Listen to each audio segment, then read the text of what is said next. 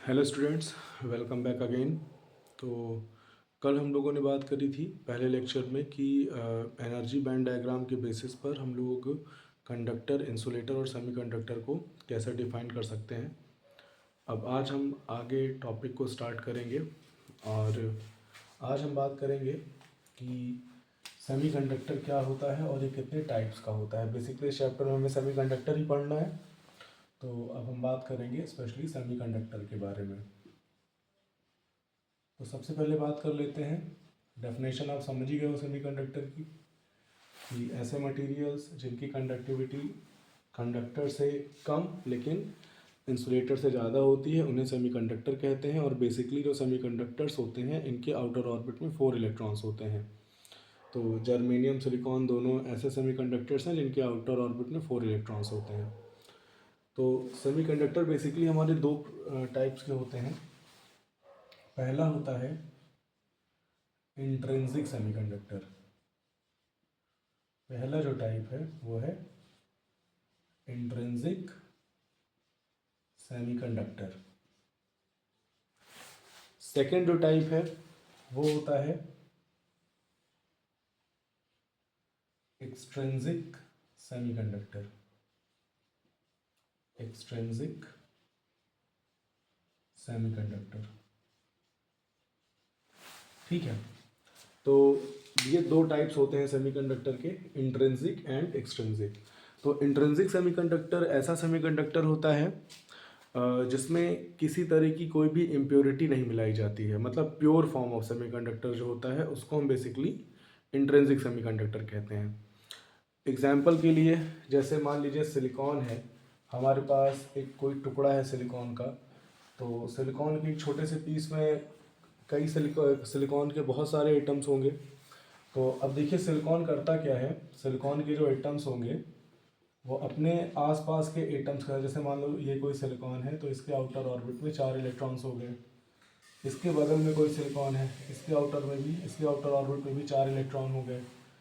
इसके नीचे कोई सिलिकॉन है, इसके आउटर ऑर्बिट में भी 4 इलेक्ट्रॉन हो गए। फिर यहाँ पे कोई सिलिकॉन है, इसके आउटर ऑर्बिट में भी 4 इलेक्ट्रॉन्स हैं। तो इस तरह से सिलिकॉन के एटम्स किसी भी सिलिकॉन के स्लैब में होते हैं। तो अब ये सब क्या करेंगे अपने, जैसे इसके ऊपर कोई सिलिकॉन का एटम होगा तो ये सब क्या करेंगे अपने नियर बाई सिलिकॉन के एटम्स के साथ इलेक्ट्रॉन्स की पेयरिंग कर लेंगे या शेयरिंग कर लेंगे। इस तरह से एक कोवेलेंट बॉन्ड बनेगा। और आप देखो एक बॉन्ड में कम से कम 2 इलेक्ट्रॉन्स होते हैं। तो अब आप ये अज्यूम कर लो कि इस सिलिकॉन के ऊपर कोई सिलिकॉन होगा, इसके बगल में कोई सिलिकॉन होगा। तो यहाँ पे बॉन्ड बना है, मतलब एक इलेक्ट्रॉन इस सिलिकॉन का, एक इसके ऊपर वाले सिलिकॉन का। सपोज करो ये सिलिकॉन एक इसका। इस तरीके से क्या होगा, सारे सिलिकॉन्स बॉन्ड बना लेंगे और अपना ऑक्टेट पूरा कर लेंगे। और जब इनका ऑक्टेट पूरा हो जाएगा तो ये स्टेबल हो जाएंगे, ठीक है। तो सिलिकॉन हो या जर्मेनियम की बात अगर हम करें तो जर्मेनियम के साथ भी यही होगा। अगर जर्मेनियम की बात करें तो जर्मेनियम के आउटर ऑर्बिट में भी 4 इलेक्ट्रॉन्स होते हैं। अब जर्मेनियम का कोई पीस है तो उसमें कई सारे जर्मेनियम के एटम्स होंगे और वो सारे एटीएम जो एटम्स होंगे वो अपने नियर बाई एटम्स के साथ कोवेलेंट बॉन्ड्स बना लेंगे।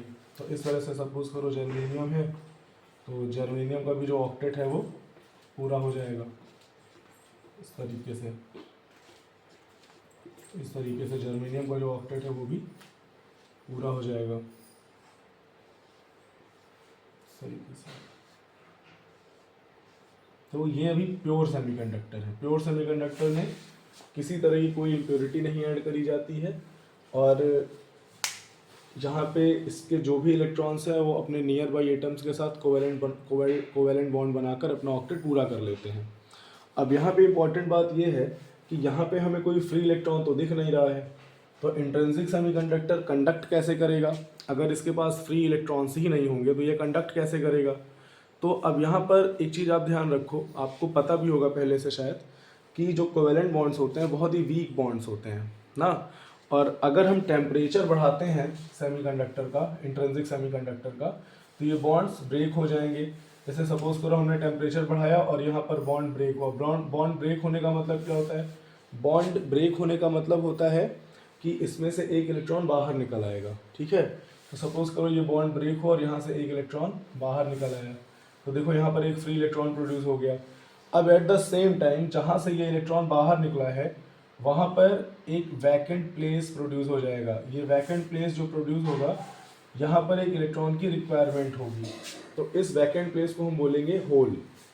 ठीक है, तो यहाँ से देखो जो इलेक्ट्रॉन्स यानी जो फ्री इलेक्ट्रॉन्स हैं, यहाँ पे मैं लिख देता हूँ।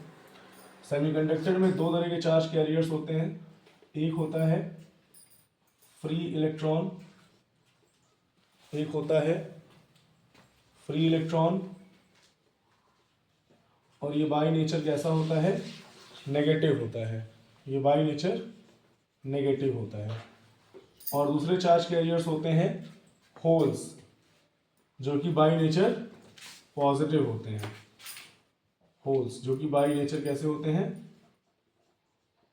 पॉजिटिव होते हैं। ठीक है, इलेक्ट्रॉन्स को हम लोग डॉट से शो करते हैं और होल्स को हम लोग जीरो से शो करते हैं। तो इस तरह से दो चार्ज कैरियर्स होते हैं किसी भी सेमीकंडक्टर के अंदर। ठीक है, अब प्योर सेमीकंडक्टर में क्या होता है, इंट्रिंसिक सेमीकंडक्टर में क्या होता है, जैसे कि आप अभी देख रहे हो, इसकी जो कंडक्टिविटी है, यानी इसमें अगर हमें करंट को फ्लो करवाना है तो फ्री इलेक्ट्रॉन्स प्रोड्यूस करवाने पड़ेंगे। और वो फ्री इलेक्ट्रॉन्स कैसे प्रोड्यूस होंगे, जब हम इसका टेम्परेचर राइज करेंगे। ठीक है, तो इंट्रिंसिक सेमीकंडक्टर में इसकी जो कंडक्टिविटी है वो टेम्परेचर पे डिपेंड करती है ना। तो कंडक्टिविटी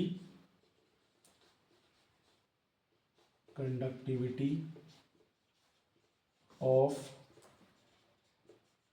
इंट्रिंसिक सेमीकंडक्टर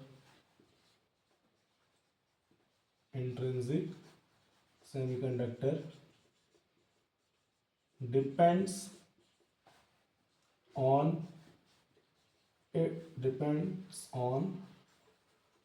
temperature,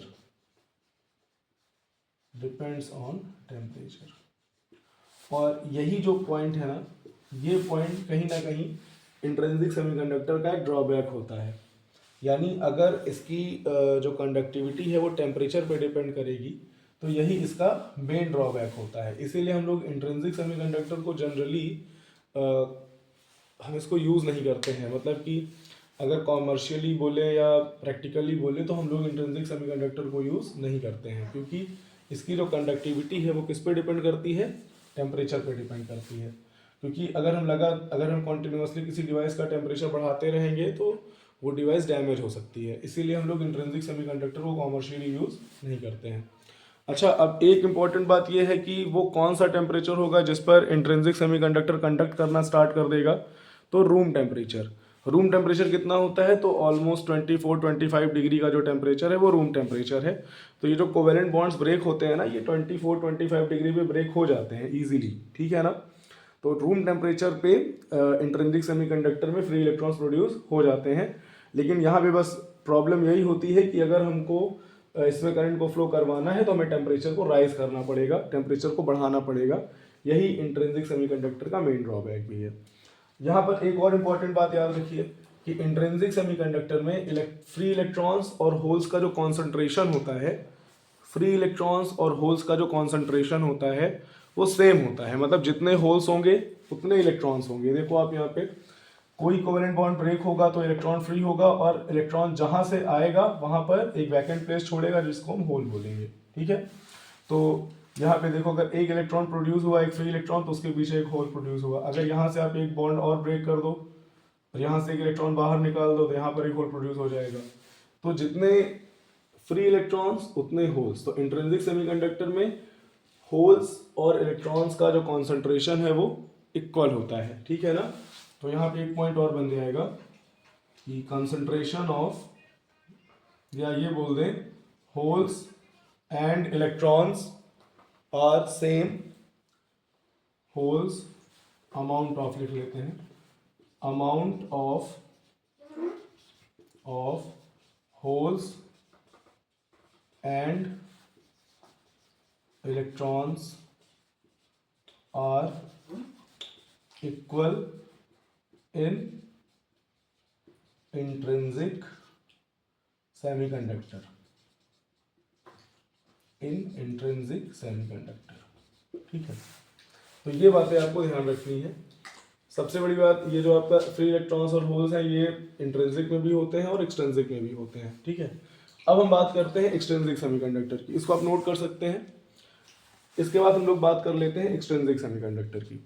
अच्छा, मैं एक चीज़ आपको बता दूं कि देखो, अगर आपको किसी तरह की कोई मतलब प्रॉब्लम हो रही हो टॉपिक्स को समझने में, या कोई आपकी क्वेरी हो, तो आप उसको कमेंट में पूछ सकते हो, और अगर आपके कोई सजेशंस हो तो आप वो भी दे सकते हो कमेंट बॉक्स में। तो एक्सट्रिंसिक सेमीकंडक्टर की अगर हम लोग बात करें तो एक्सट्रिंसिक सेमीकंडक्टर बेसिकली कैसे बनते हैं, तो अगर हम इंट्रिंसिक सेमीकंडक्टर में बाहर से कोई मटेरियल ऐड कर दें ना, मतलब जैसे सिलिकॉन या जर्मेनियम के अलावा कोई बाहर से कोई मटेरियल ऐड कर दें जिसको हम इम्प्योरिटी बोलते हैं, तो अगर हम किसी प्योर सेमीकंडक्टर में कोई इम्प्योरिटी ऐड कर दें जिससे कि सेमीकंडक्टर की जो कंडक्टिविटी है वो इम्प्रूव हो जाए, टेम्परेचर पे उसकी जो डिपेंडेंस है, जो वो टेम्परेचर पे डिपेंड कर रही है उसकी कंडक्टिविटी, वो टेम्परेचर पे उसकी डिपेंडेंस कम हो जाए या ऑलमोस्ट ख़त्म हो जाए, तो वैसे सेमीकंडक्टर को हम बोलेंगे एक्सट्रिंसिक सेमीकंडक्टर। ठीक है, तो एक्सट्रिंसिक सेमीकंडक्टर कैसे बनेगा, when impurity is added in pure semiconductor। जब प्योर सेमीकंडक्टर में हम लोग इम्प्योरिटी ऐड कर देते हैं तो क्या बन जाता है, तब बनता है हमारा एक्सट्रिंसिक सेमीकंडक्टर। मैं इसको थोड़ा सही कर लेता हूँ, तब हमारा बनता है एक्सट्रिंसिक सेमीकंडक्टर। अच्छा, इम्प्योरिटी ऐड करने का ये जो पूरा प्रोसेस है, इस पूरे प्रोसेस को बोला जाता है डोपिंग। डोपिंग क्या होती है, इम्प्योरिटी ऐड करने का जो प्रोसेस है जिससे कि एक्सट्रिंसिक सेमीकंडक्टर बनता है, तो उस प्रोसेस को बोला जाता है डोपिंग। ठीक है। अच्छा, अब क्या हम कुछ भी इम्प्योरिटी ऐड कर सकते हैं सेमीकंडक्टर में, तो नहीं। इम्प्योरिटी केवल दो कैटेगरी की होती है, एक होती है ट्राईवैलेंट इम्प्योरिटी। ट्राईवैलेंट इम्प्योरिटी का मतलब ऐसे मटेरियल जिनके आउटर ऑर्बिट में 3 इलेक्ट्रॉन्स होते हैं उनको बोलते हैं हम लोग ट्राईवैलेंट इम्प्योरिटी। जैसे एग्जांपल के लिए एल्यूमिनियम, और दूसरी होती है पेंटावैलेंट इम्प्योरिटी। पेंटावैलेंट इम्प्योरिटी क्या होती है, ऐसे मटेरियल्स जिनके आउटर ऑर्बिट में 5 इलेक्ट्रॉन्स होते हैं उनको हम बोलते हैं पेंटावैलेंट इम्प्योरिटी। जैसे कि एग्जांपल के लिए फास्फोरस। तो अगर हम लोग केवल दो तरह की इम्प्योरिटी ऐड कर सकते हैं, या तो ट्राईवैलेंट इम्प्योरिटी होगी या तो पेंटावैलेंट इम्प्योरिटी होगी। जब भी हम लोग ट्राईवैलेंट इम्प्योरिटी ऐड करेंगे तब जो मतलब हमारा जो सेमीकंडक्टर होगा एक्सट्रिंसिक सेमीकंडक्टर, उसको हम बोलेंगे P type semiconductor, P type. और जब हम लोग ट्राईवैलेंट इम्प्योरिटी ऐड करेंगे तो जो सेमीकंडक्टर बनेगा उसे हम लोग बोलेंगे पी टाइप एक्सट्रिंसिक सेमीकंडक्टर। और जब हम लोग पेंटावैलेंट इम्प्योरिटी ऐड करेंगे तो उसको हम लोग बोलेंगे एन टाइप सेमीकंडक्टर। ठीक है। अब पी टाइप और एन टाइप सेमीकंडक्टर के बारे में हम लोग नेक्स्ट लेक्चर में डिटेल में बात करेंगे, और इनमें चार्ज कैरियर्स क्या होते हैं, मेजॉरिटी माइनॉरिटी चार्ज कैरियर्स क्या होते हैं, ये सारे डिस्कशन हम लोग नेक्स्ट लेक्चर में करेंगे। मैं लेक्चर्स को ज़्यादा लंबा नहीं रख रहा हूँ शुरू में, ताकि आप लोग बोर ना हो ज़्यादा लंबे लेक्चर्स में। तो अभी हम लोग बस 10 मिनट 15 मिनट के लेक्चर्स रख रहे हैं, फिर धीरे धीरे हम लोग लेक्चर की टाइमिंग बढ़ाएंगे।